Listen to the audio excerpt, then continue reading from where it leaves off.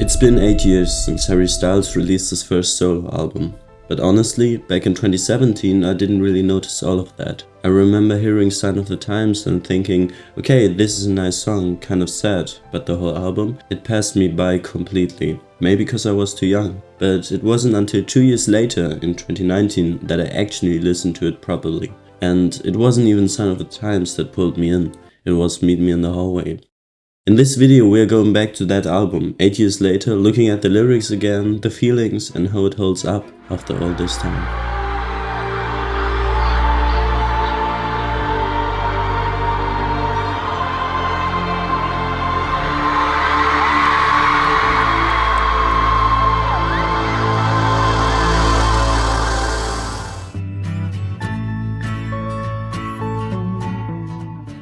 Meet Me in the Hallway is the perfect yet completely unexpected entry to this album.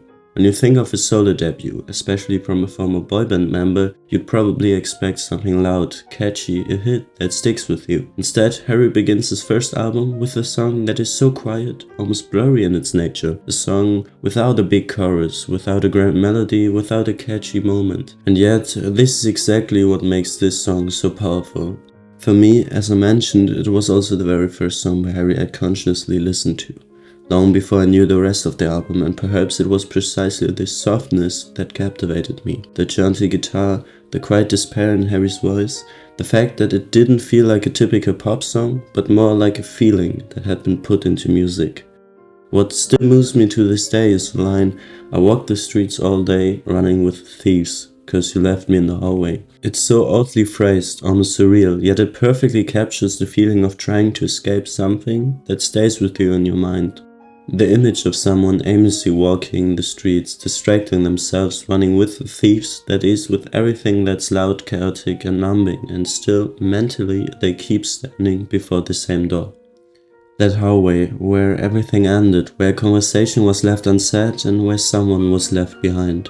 The song is about loss, but not in the dramatic, cinematic sense. It's a quiet, creeping experience of closeness. And then the song ends with this resigned statement, "We don't talk about it, it's something we don't do."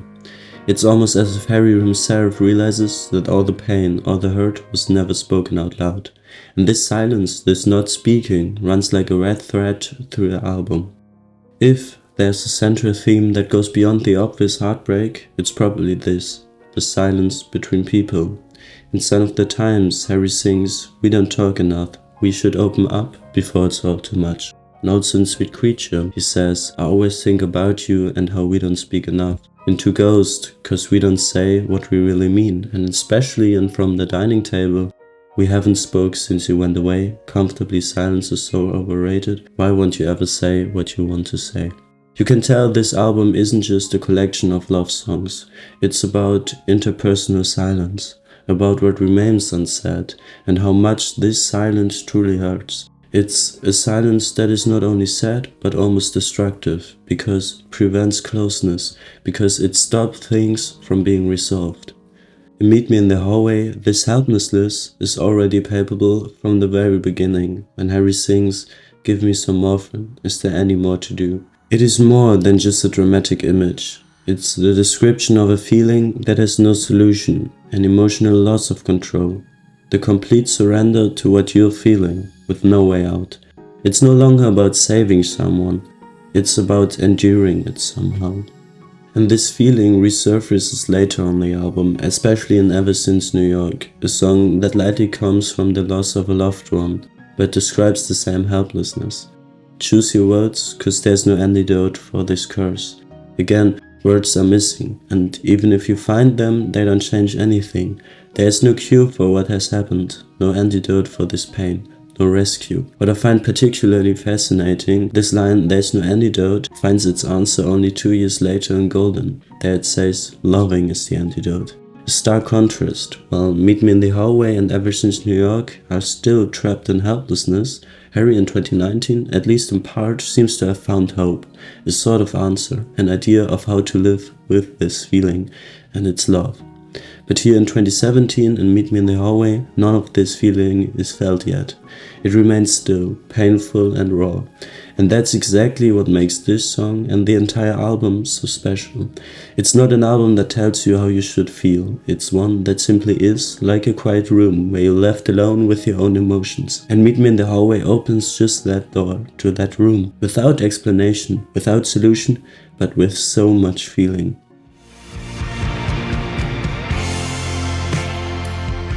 In stark contrast to Meet Me in the Hallway, the second track on Harry's debut album Sign of the Times marks a dramatic shift from inner brokenness to an epic human cry of defiance. This contrast is far from accidental. Whereas the first song begins quietly, reserved and deeply vulnerable, Sign of the Times is dramatic, monumental, almost larger than life. It is not only the album's sole commercial hit, but it's also what feels like an escape, both musically and emotionally. While Meet Me in the Hallway speaks of inner emptiness, Sign of the Times turns toward a larger, almost manifesto-like address to society as a whole. It is as if Harry is saying, okay, enough silence, now we speak.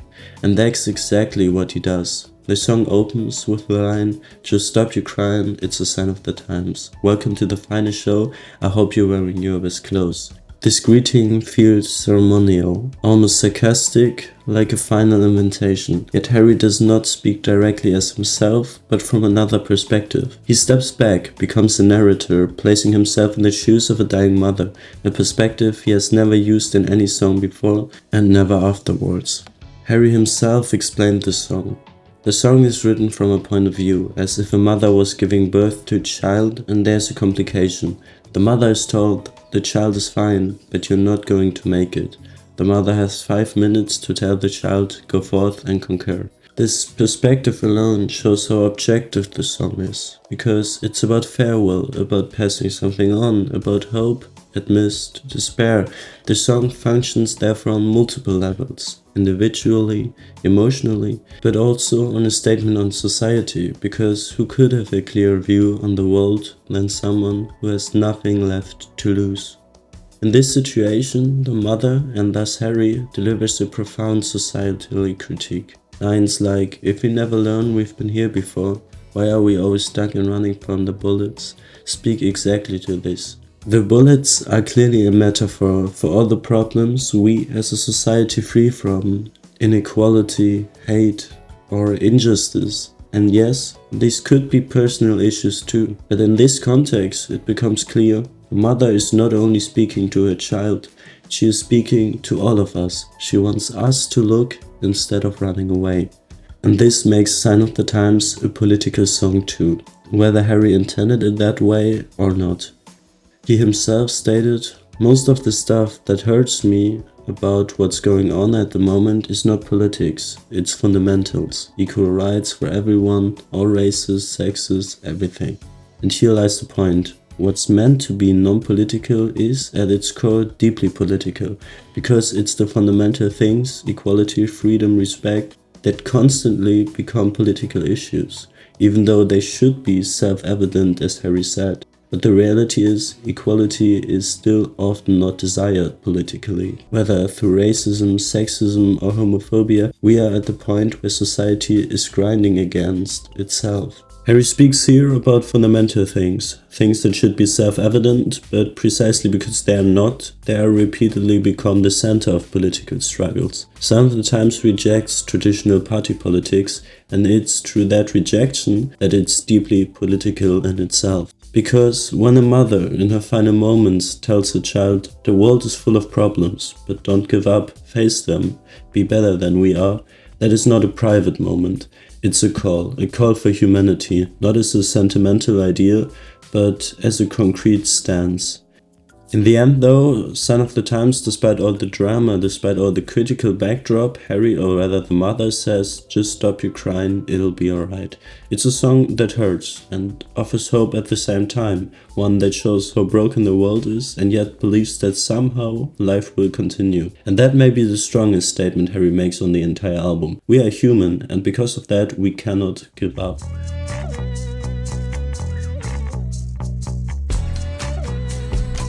The next song on the album is A Sudden Break. After 2 songs that weighed heavy on the chest, a darker opener followed by an epic apocalyptic drama, Carolina arrives. It feels like someone has just thrown up the windows, let the sun in, and cranked up the music. The song is a gem. Playful, lighthearted, somewhat sexy, but whether the first time seems like a classic love song about a girl named Carolina, quickly reveals itself to be a misunderstanding. The girl isn't named Carolina at all. Carolina is simply the place she's from. Her actual name, at least the one her grandmother gave her, is Towns. This is already the first interesting point. The title places the place above the person, and perhaps this isn't by chance. Maybe it's not about her at all, but rather about what she triggered in Harry. Because sure, Towns is described in detail in the song. She parties a lot, she's smart, she comes from a different world, and she lives on in Harry's mind. But at the end it was just a single date, and they only met each other one time. But this single date is still in his memory, it still keeps him up at night, and therefore he writes, "How would I tell her that she's all I think about? Well, I guess she just found out." This statement is charming, but also bittersweet, because what remains is just this idea of Towns. She herself is long gone. Harry met her once, and now she lives on as a pop figure, half real, half a projection of that ideal idea from her in Harry's mind. And with that, the song becomes a little game with perception. How quickly do we turn people into a story? How often do we project feelings, expectations, an entire narrative onto someone we barely know? Harry in this song clearly does this. The song even names her real name, which feels almost radically personally, and yet Carolina is neither an open confession of love nor dramatic pain. It's a song about confusion, fantasy, and the attempt to somehow capture the unfathomable in music.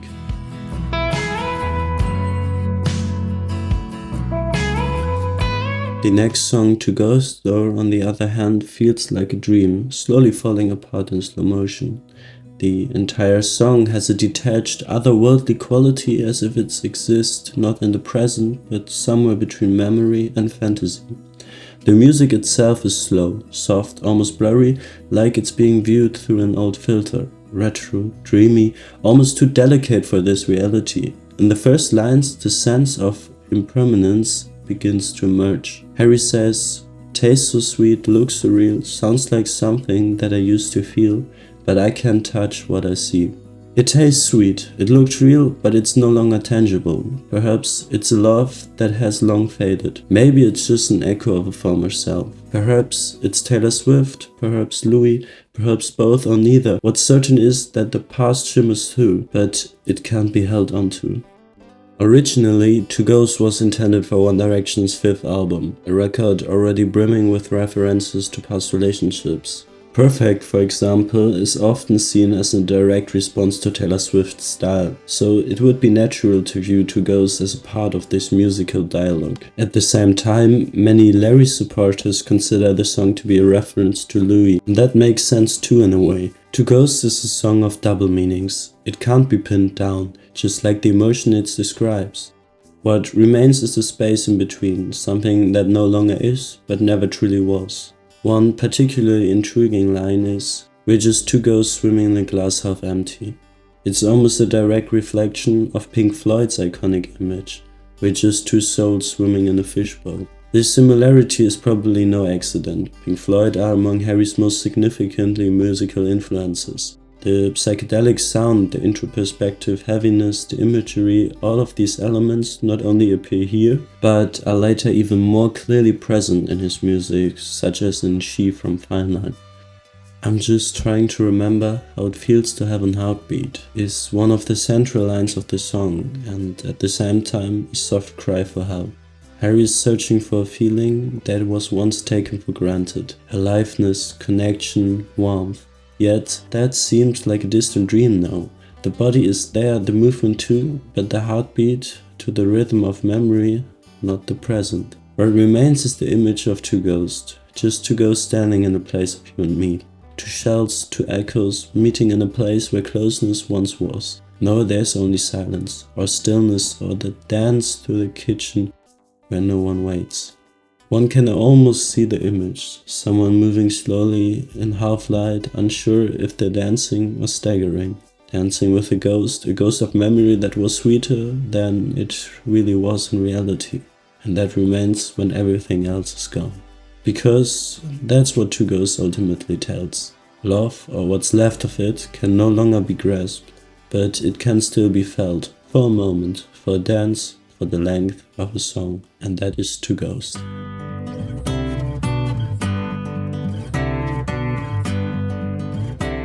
The next song, Sweet Creature, further delves into Harry's inner world. The tones, almost desperate at times, expressing his feelings for someone who is clearly very close to him. The tenderness in his voice contrasts with the insecurity that is palpable between the lines. It's a love declaration, gentle, honest, and open, and it hardly matters where it's directly towards a romantic partner, or maybe even his sister. Both interpretations fit. Ultimately, this song is about connection, closeness, and the fragility of what matters most. Some fans, as I said, interpreted the song as a tribute to Harry's sister Gemma, with whom he grew up in Holmes-Chapelle. She herself recalled they shared days in the garden in an interview with another man, a motive that is also on the song, as Harry said, running through the garden, oh, where nothing bothered us.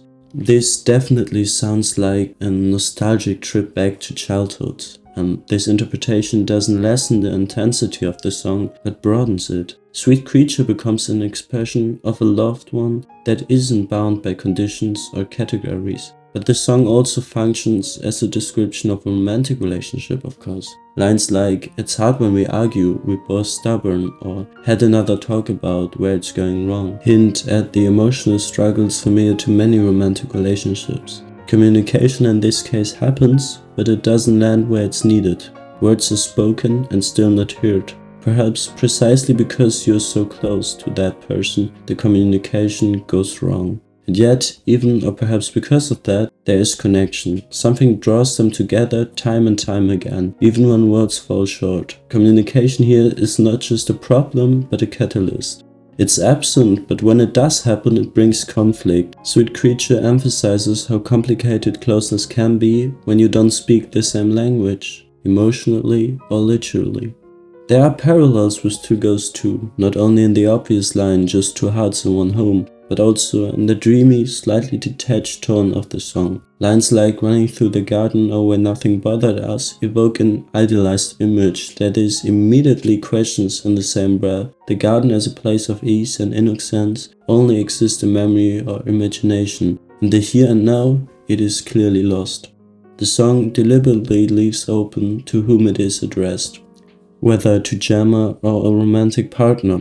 For both relationships, the deep issues and the beautiful moments that such a connection brings would exist. Sweet Creature shows that true closeness always involves ambivalence, and in this lies its strength.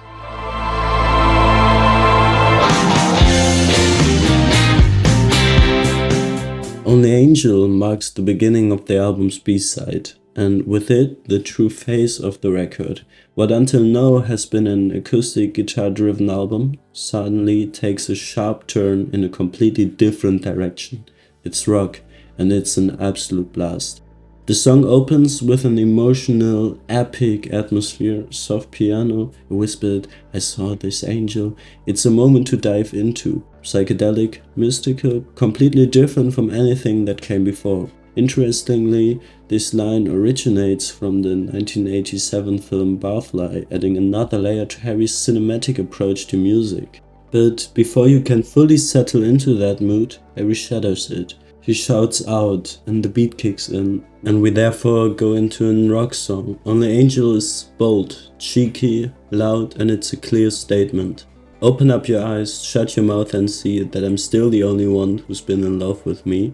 At first glance, this might come across as self-centered, but in the context of Harry Styles' first album, it paints a very different picture, because here it's not a cocky womanizer speaking, but someone who has long questioned himself, someone who has openly dealt with insecurities, mistakes and pain in previous songs. And because of that, this moment doesn't come off as arrogant, but rather as a moment of liberation, a person who can, despite it all, love themselves. Only Angel is full of energy, sexually charged, yes, but never overbearing or overpleasant. It's about desire, attraction, and the dance between closeness and distance. Instead of waiting to be adored, Harry is literally knocking on the door, and it's painful. Broke a finger knocking on your bedroom door, I got splinters in my knuckles crawling across the floor. Here it becomes clear, even though he loves himself, the need for closeness remains unbroken. This motive also appears in another song, Meet Me in the Hallway. The hallway, a symbol for the fine line between closeness and distance, between waiting and hoping. But while in Meet Me in the Hallway, Harry is passive, hoping something will change. In Only Angel, he is more active, knocking on the doors, setting things in motion. It's a prequel, the moment before the pain, the hint of hope at the beginning of a romantic connection. There's still energy in the act of approaching, the desire for closeness and connection, even though it's already becoming clear that the relationship may not have been deep or an intimate bond. Meet Me in the Hallway, on the other hand, shows the painful moment of separation and loss afterwards. The pain is tangible, the emptiness almost overwhelming. He states, "Just let me know, I'll be at the door hoping you come around." In Only Angel, however, there's still a dynamic, a drive that has already faded in Meet Me in the Hallway. It's the phase where you still knock, still hope the door will open before everything falls apart. Musically and thematically, Only Angel is the turning point of the album. Loud, bold and powerful, a song that shows that self-love and longing can both happen at the same time. In fact, they sometimes go hand in hand.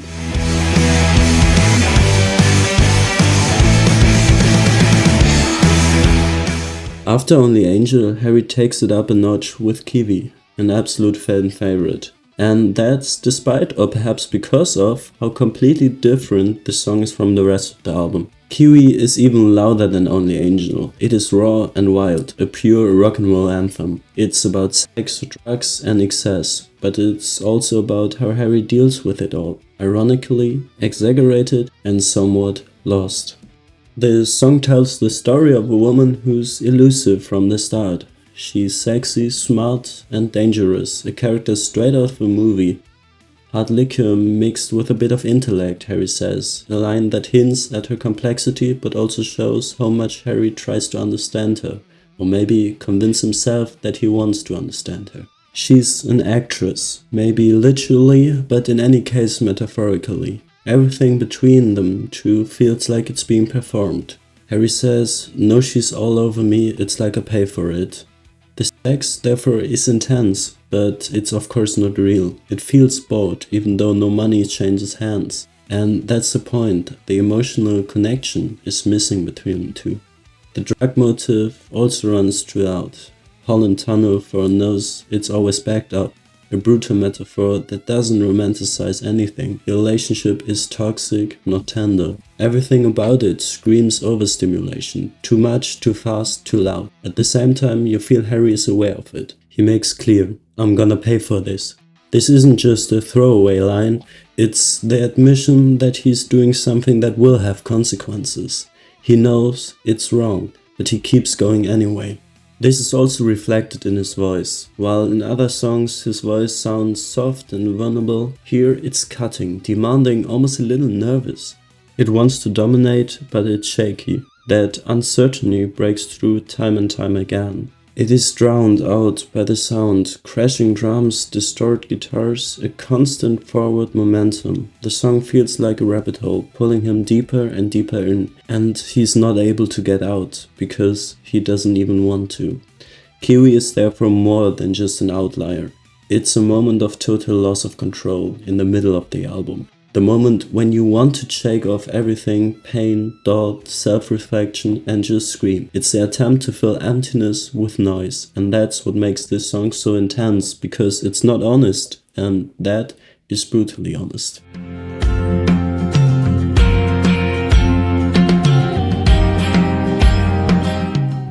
After Kiwi, there's a sharp break. Ever Since New York is a soft acoustic song, folksy, restrained, almost stoic. After the chaotic excess of the last two tracks, this moment feels like a standstill. The intro stretches on, the outro even longer. The song takes its time, and that's exactly what it needs. Because Ever Since New York isn't a love song, it's about the moment when Harry finds out that his stepfather has cancer. Suddenly there's no stage, No rock and roll, no woman, no pose, just this one piece of news.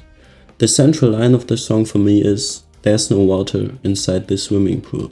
So simple, so devastating, there are no more tears to cry, no more hope to nourish, the pool is empty.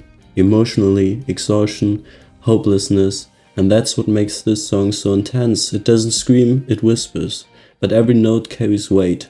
Even Harry's attempt to do something in this state feels helpless. "And I've been praying, I never did before," he states.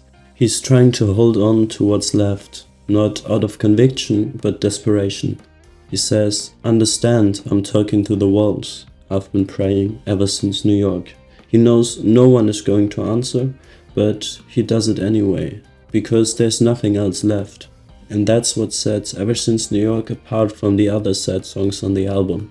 It's not a song about a broken relationship, not a song about silence that could eventually be broken. No, this is about illness, about something that can't be changed, something that words can't fix, no conversation, no reunion, no "I miss you" will ever bring anything back in this situation. It's hopeless. Ever Since New York might not be the musical low point of the album, but is certainly the emotional one. Not because it sounds particularly sad, but because it shows what it's like when even the last flicker of hope disappears, when there's nothing left to do except pray and move on.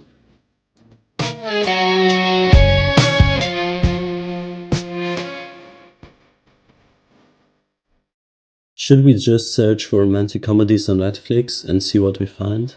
Right from the intro, Woman feels like a dialogue snippet from an old movie. Casual, ironic, a bit of chaotic. And that's exactly the entrance to one of the best songs on the entire album in my opinion. Lyrically, Woman is actually a bit of a disaster. The text is repetitive and the chorus consists of a constant la la la, which on paper sounds like the worst song ever. But then the groove kicks in and everything changes. What really drives this song is Mitch Rowland on guitar. The instrumental is smooth, funky and sexy. Woman has a groove that sneaks deep into the body. Every note is perfectly placed, every riff has a certain wink, and you can hardly escape the atmosphere of this song. And suddenly, the lyrics make sense too. "I'm selfish, I know, but I don't ever want to see you with him." This statement is honest, and a bit bold too. Harry openly admits that his jealousy dominates everything, even the well-being of the person he actually cares about. It's selfish, yes, it's unfair, but it's also true. And that radical honesty is what makes this song so powerful. Because Woman isn't a song that tries to be morally right. It's not nice and it's not fair. It's the admission that love can sometimes be ugly, that you don't want to let go even though you should. That sometimes you just want to scream, "I want you for myself," without explanation, without justification. That also fits with the film reference to Charles Bukowski, the same guy he referenced in Only Angel. Harry sings, "This thing up on me holds like a beast, you flower, you feast," and not to old man dead in a room. Like in Only Angel, it again paints a picture of inner desire that isn't rational. It's animalistic, raw and intense. And the la la la la is not a filler, it's an escape. Therefore it replaces a real conversation. It holds up to the fact that Harry isn't emotionally confronting the other person here. There's no resolution, no open communication, just jealousy, just feeling, and he knows it. That's the bitter part. Woman doesn't hide. The song is shameless, but it can afford to be, because musically it's just damn good.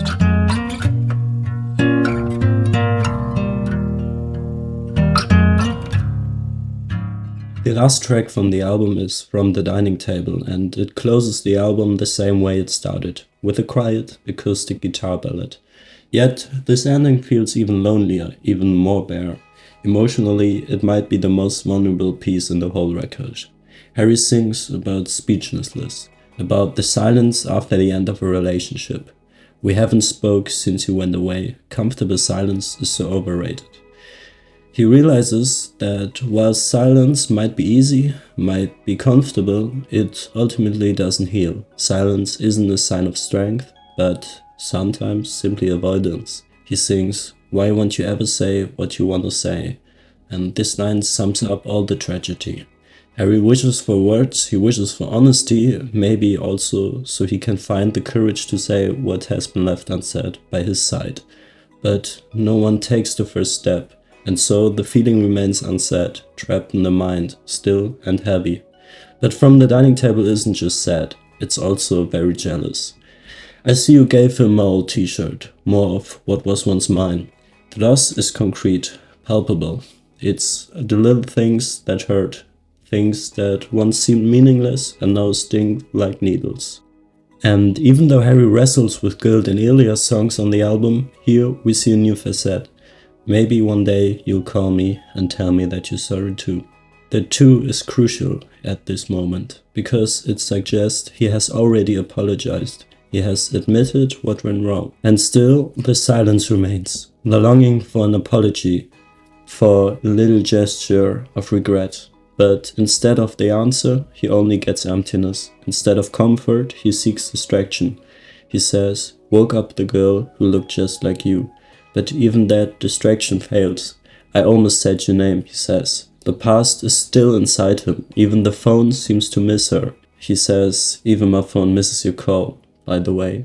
And so the album ends where it began, in the hallway of emotions, between waiting and knowing that nothing is coming. What remains is an unfulfilled hope, an empty table, and Harry alone with his guitar. And we, as a listener, are also left alone with this open last phrase, "Even my phone misses your call." Harry's first album wasn't a commercial breakthrough, at least not compared to what came after. But it was something more valuable. It was his work, authentic, brave, surprising. Nothing about it resembled what you'd expect from a former boyband member. No pop formula, no safe hits. Instead, rock, folk, and heartbreak. It's no wonder artists like Stevie Nicks were drawn to him, brought him on stage, and celebrated him. Harry Styles, the album was a statement, and the title says it all. It's about him, about Harry, no longer about One Direction, not about charts, but about artistic independence, about a self that emancipated itself and seeks its place in the music history, and he finds it. What we hear is the beginning, the start of a rock icon who hasn't arrived yet, but has already begun. A young artist experimenting, falling and flying, losing himself and finding himself.